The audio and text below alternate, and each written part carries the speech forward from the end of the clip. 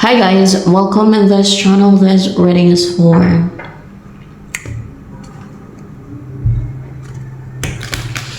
water sign, energy of water sign around this time.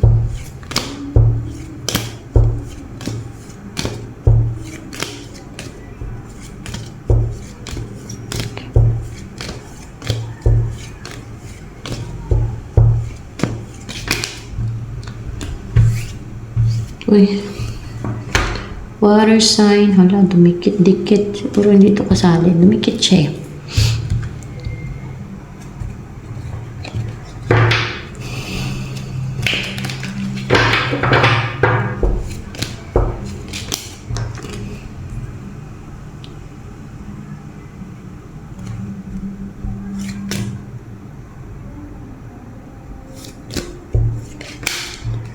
Tell me honesty.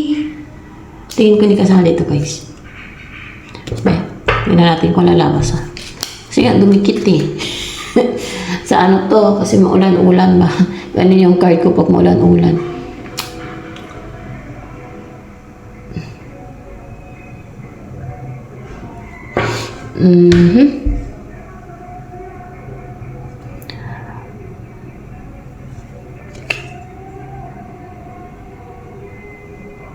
Malapit ang loob mo sa towards your person or towards someone. You feel at home. You feel there's balance, harmony, and you feel parang napapalapit ka o close sa kanya or parang bang komportable ka sa kanya. Ganun. Na you want to be with that person. You want to be close to that person.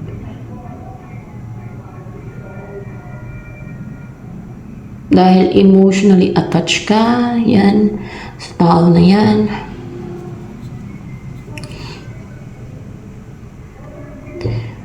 And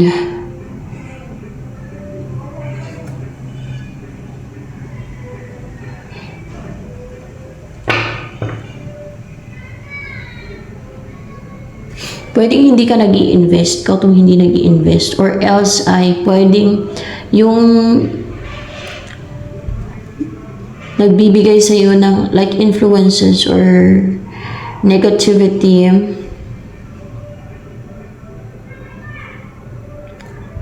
hindi na nakapagbibigay sa iyo ng negativity or influences yan, or else ikaw to na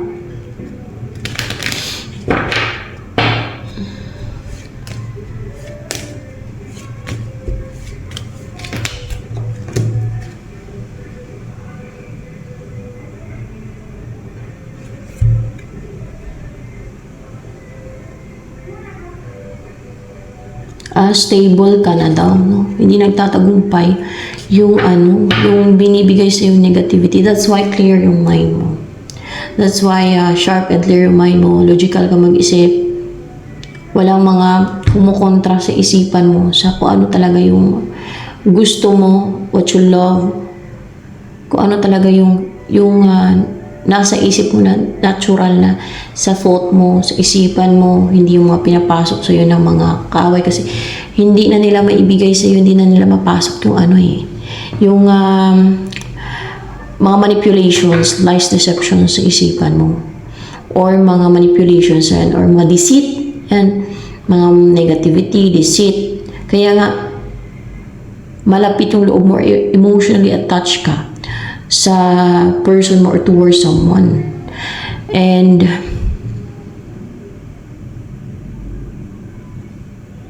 that's why wala nang blockage, wala nang hadlang, no? Wala nang nagbablock na magkaroon ng stability sa love life mo, or kung meron ka ng person, sa inyo ng person mo. Kasi wala nang pumipigil, wala nang umuupo sa isipan mo, wala nang mga kumukontradict sa isipan mo, wala nang mga humahadlang, wala nang nagbablock sa mga plano mo. Wala nang pumipigil sa goal mo. Klaro ng isipan mo. Wala nang mga nagpapahold back sa'yo.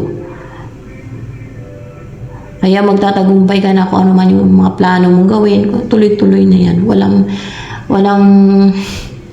balakid. Walang balakid. Walang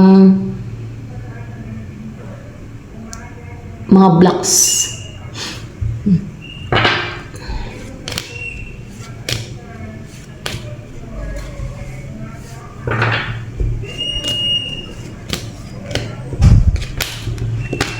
Laka. Ito next na mangyari sa'yo.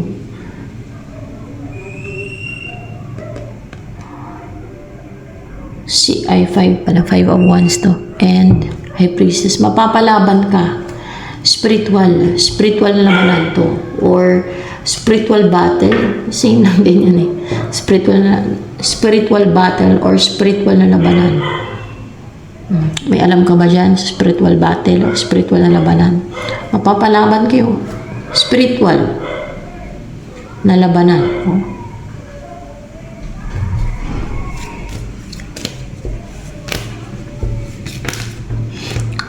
Isa lang, lumikit-dikit kasi kung card.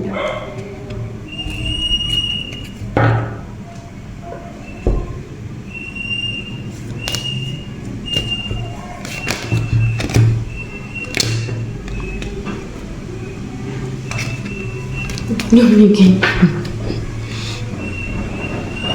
Para hindi ka nila mautusan. Para mag-heal ka na. Totally. Kasi gusto ka pa nilang kontrolin eh. Pasunurin sa will nila. Sa utos nila. Kung ano yung gusto nila. Kaya lalaban ka spiritually sa mga manipulative na to. Na gustong kontrolin yung isip mo. Gusto ka nilang manipulahin. Gusto nilang dominahin yung isip mo. Na yung will nila ang masunod. Hindi yung sarili mo. Tatanggalan ka nila ng will. Kasi maaari din gusto ka nilang patenggahin. Lalaban ka spiritually. Kasi kung hindi ka lalaban spiritually, dominahin ka nila. Tanggalan ka nila ng will, free will. Sila ang mag-control sa iyo. Parang gawin ka nilang robot nila, puppet nila. Diba ganyan yung mga witches? Ganyan yung mga magkukulang mambabara manggagawa. Ginagawa nilang puppet nila. Yung biktima nila. Kasi they are manipulative. They are master manipulator. Gaya ni Satanas. Followers kasi ni Satanas yung mga yan eh.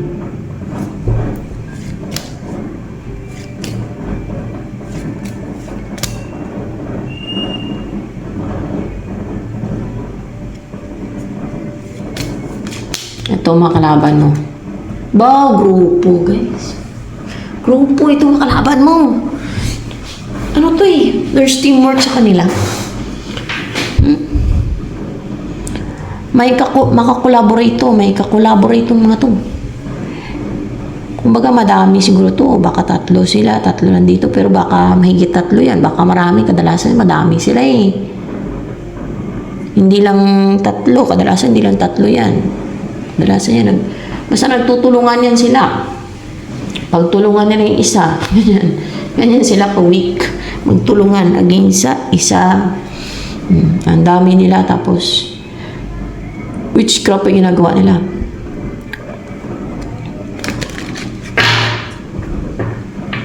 At mukhang na-recognize itong grupo na to sa mga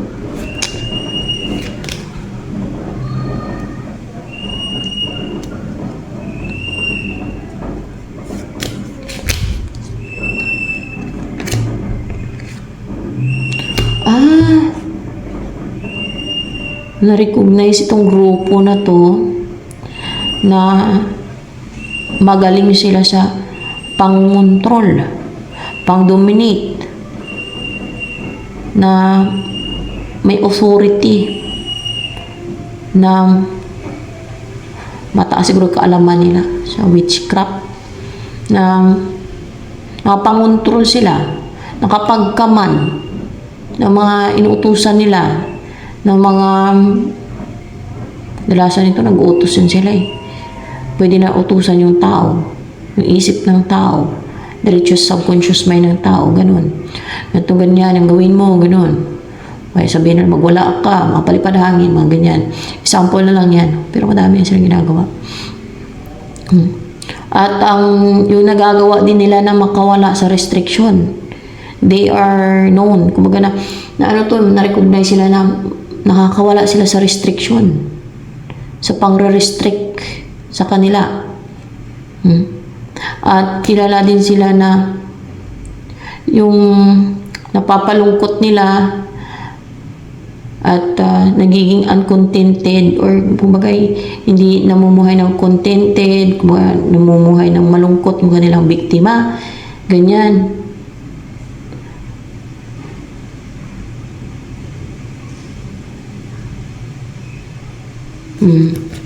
Ganyan yung mga nagagawa nila, kilala yan sila sa ganyang gawain nila, guys.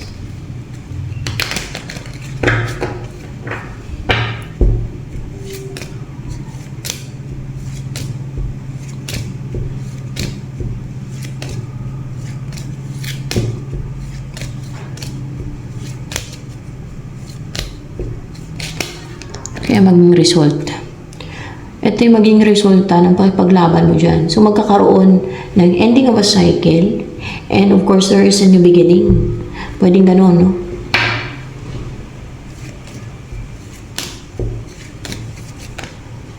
Ay, magtatagumpay ka, water sign. Uy, magtatagumpay ka. Magtatagumpay kayo. Laban sa grupo na ito.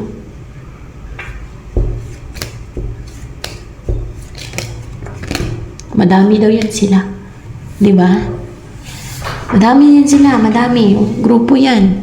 May teamwork sa kanila. Baka COVID yan.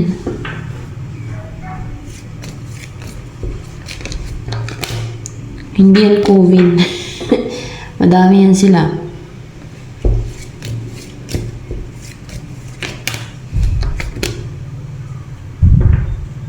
Ay, hindi yan tao.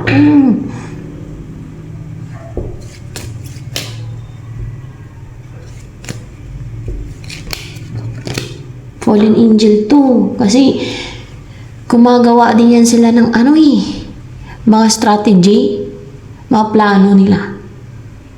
Sa kanilang realm or saan mo sila nagpaplano. Kung paano sila mang-atake, kung paano sila papangtem sa mga tao. So, mapapalaban ka spiritually. Baka sabi nyo, imposible naman makalaban yung fallen angel. Ako, ginagawa ko yun eh.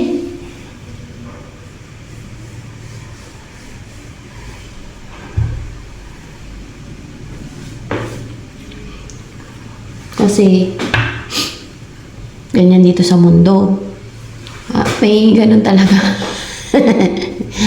Na may tao din na akalaban niya yung mga hindi nakikita. Mga spiritual battle, labanan ng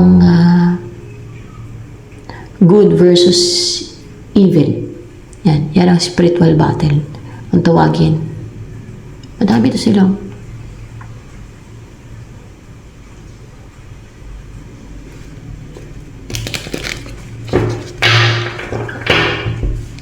Tingnan natin kung walang tutulong sa'yo.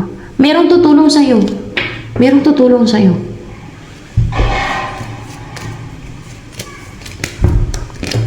God ang tutulong sa'yo. Kasi kung hindi ka naman tutulungan ng God, hindi mo naman kaya yun. Tao ka eh. Hindi mo naman kaya yun. Siyempre. Diyan ka din aasa talaga sa God kasi nga, siya lang din ang makadefeat yan sa mga yan. Diba? Ano ba naman ang laban ng tao kung tutusin sa mga ganyan? Kaya, magtagumpay ka dyan sa mga pang-atake nila. Dahil tutulungan ka ng God. Wala kasing power ang tao talaga. Kung ano man, tinutulungan kasi ng ganyan. Okay, minsan napapadala yung ganang anghel, tutulong sa mga tao. Yan.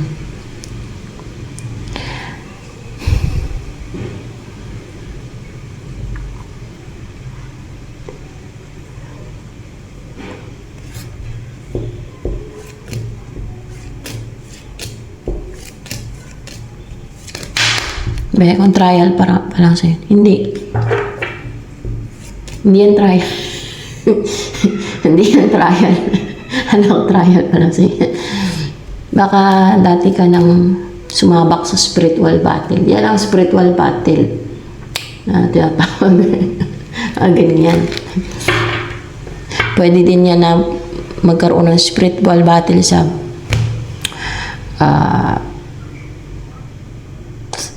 mangkukulam versus sa side ng God, no? Tapos meron yan tumutulong kasi sa mga mangkukulam ng mga evil entities eh. Yun din mga kalaban ninyo ng sa side ng God, yung mga evil entities.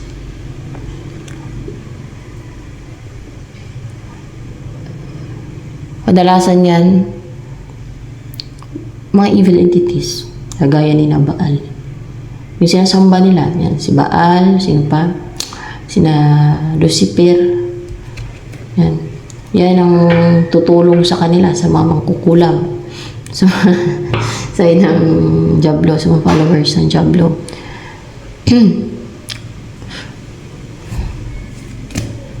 Pero sa side naman ng God, syempre God ang tutulong niya.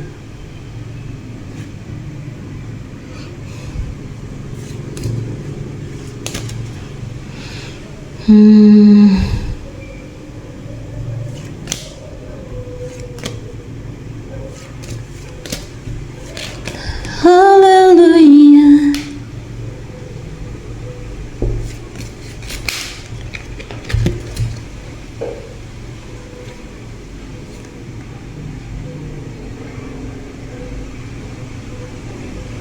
Makaka-recover ka na sa sakit kung may sakit ka, or yung pwede din na ano to eh, yung na left out in the cold ka, na ghosting, water sign, mga ganon.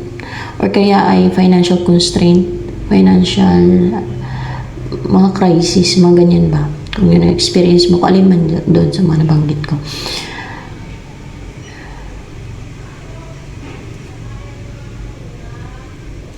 Dahil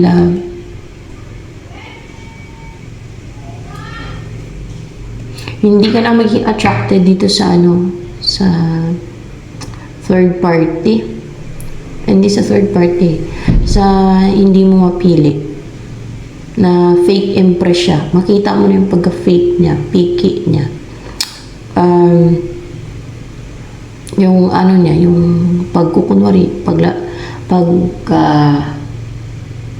paglalagay niya ng mask. Yung tunay na siya, na fake empress pala siya, nagkukunwari lang siya, nagpipretend siya. So makita mo na yung gaano siya kapiki, na hindi siya yung totoo. Ganun, hindi siya totoo na, kung ano man yun, madiscover mo na hindi siya yung totoo. Kung hindi siya totoo sa kung ano pinapakita niya sa'yo. Pwede ganun. Kaya,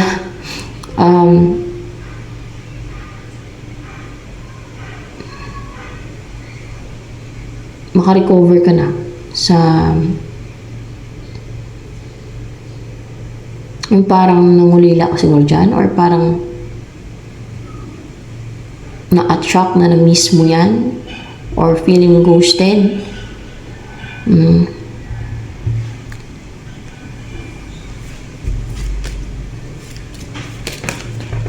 Hallelujah. Makarecover ka na din sa heartbreak pati. At hindi ka na maging active or excited na mag-take ng action.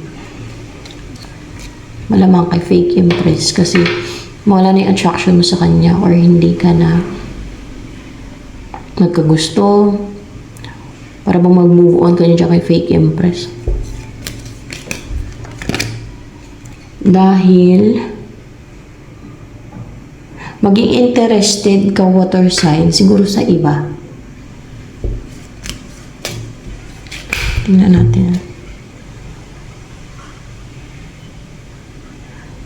Mag-umpisa na maging interesado ka sa iba. At ayaw mo na mag-effort kay fake empress. Yung iba na yung magustuhan mo dahil siguro dahil sa makita mo yung pike si fake empress. Fake siya. Ewan ko, paano fake siya? Tanong ko, paano ba naging fake si fake empress? Kasi pwede nagkukunwari siya na nakadestin kayo related sa Wheel of Fortune or Destiny or tumaganto eh. Nagkukunwari siya na destiny kanya, na nakadestin kayo sa fake empress na yan. Ibig sabihin, piki pala siya, hindi siya yung totoo na nakadestin talaga sa'yo. Sumalata mo, malaman mo na hindi siya yung totoong nakadestin sa'yo. Yan.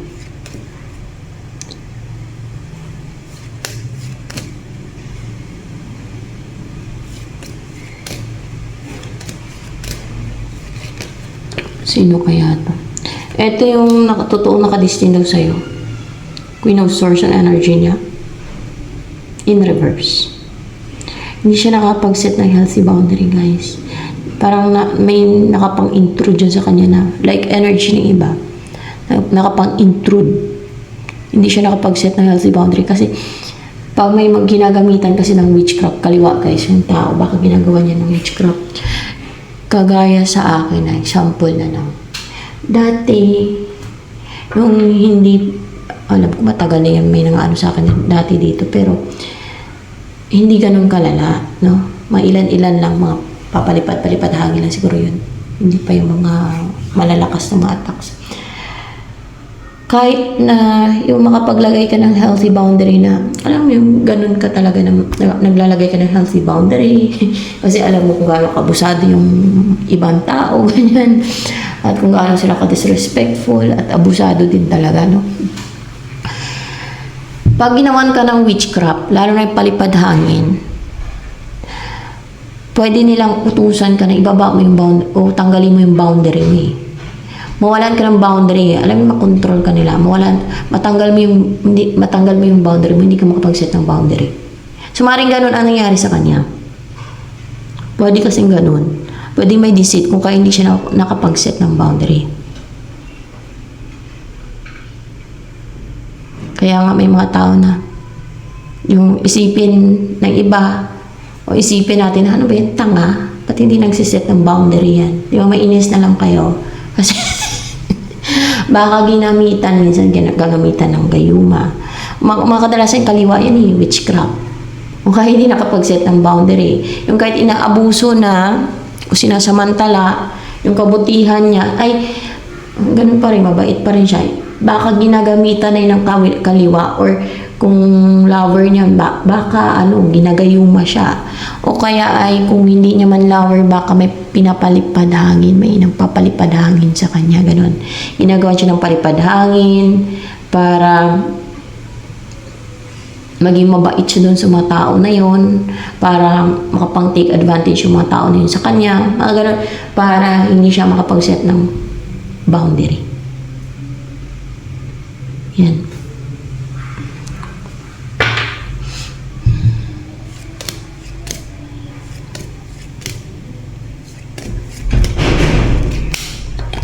Meron na.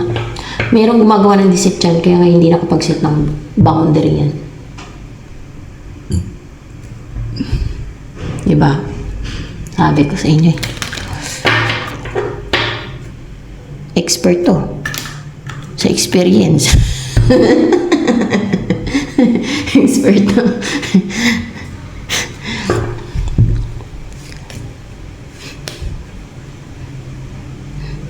Sa mga ganyang experience. Kasi na-experience ko na yan eh. Kaya, alam ko kung bakit hindi siya nakapag-set ng boundary. Sa mga na-experience na yung maatake ng mga palipad hangin. Any form of witchcraft.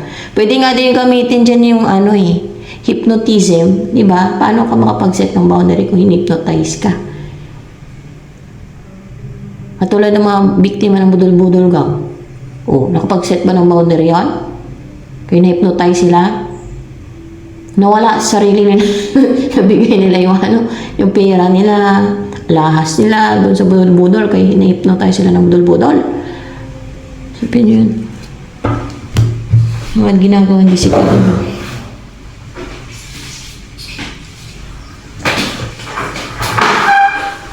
Ay, diba?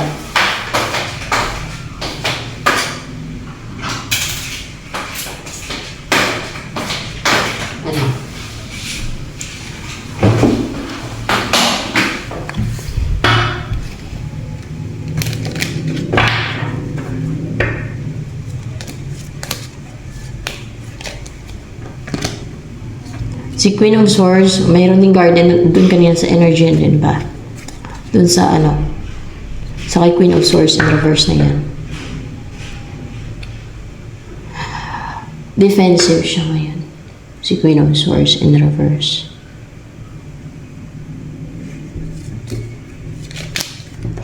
Ang tanong ko, bakit nga ba defensive siya?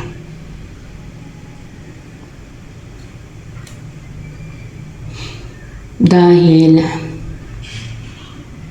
hindi siya malaya na i-pursue yung goals niya. Hindi siya determined, hesitant siya.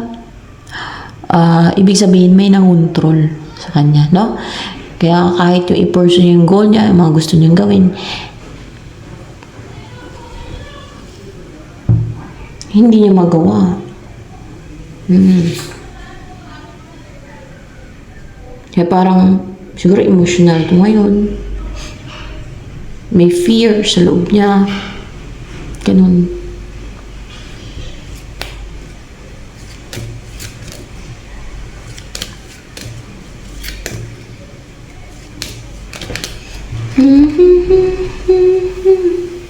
Ito ang next na mangyari daw sa inyo ni Queen of Swords.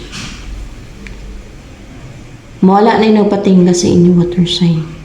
Sa'yo, kay Queen of Swords, yung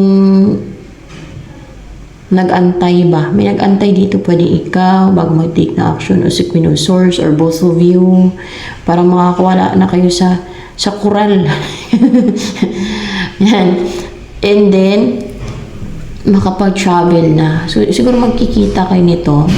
Makapag-travel na. Pwede ikaw, puntahan mo si Queen of Swords in reverse, or else, si Queen of Swords in reverse, puntahan ka niya. O kung sino man, hindi na importante yung kung sino ang mag-travel papunta sa isa.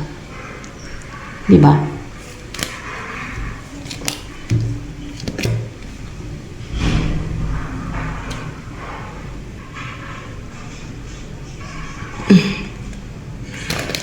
And Queen of Pentacles,